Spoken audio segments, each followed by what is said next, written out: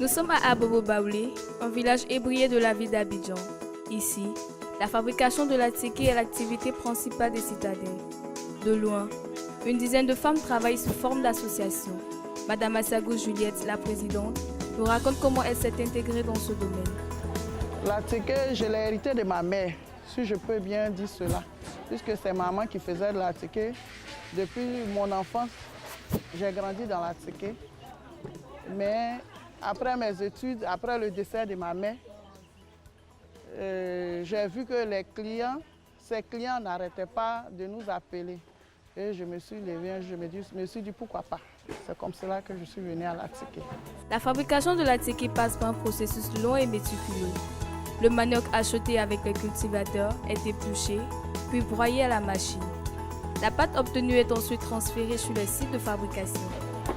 À tséké, nous, à notre niveau ici, quand ça arrive ici, on presse à la machine et puis on tape, on fait sortir les grains et puis on sèche.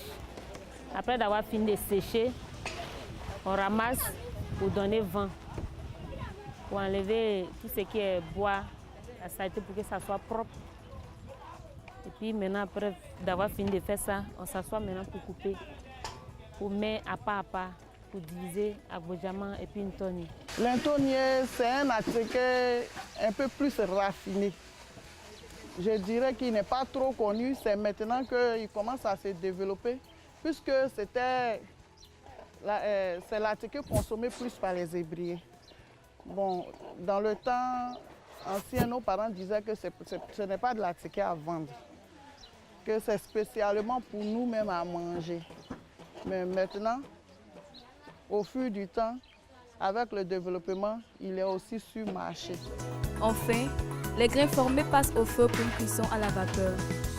Des filles dont l'âge varie entre 18 et 23 ans s'occupent de la mise en emballage. Elle est transparente, une façon d'attirer les clients. C'est une activité qui les permet aujourd'hui de se prendre en charge. Avant, il n'y avait pas de boulot ni rien, il était au quartier, il traînait. Mais grâce à travail la tséké là, j'ai réussi vraiment maintenant à m'en sortir. Je peux payer les pains de 50 000.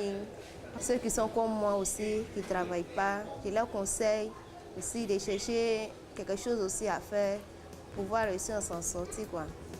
C'est ça la vie, il ne faut jamais baisser les bras. Il faut toujours travailler. C'est le travail qui rapporte. Ce couscous traditionnel et propre à la Côte d'Ivoire est aussi beaucoup consommé à l'étranger. La tséké destinée à la sous-région est exportée après cuisson. Par contre, les grains de tséké encore secs sont mis en carton en destination de l'Occident où un dernier processus sera entamé avant la mise sur le marché.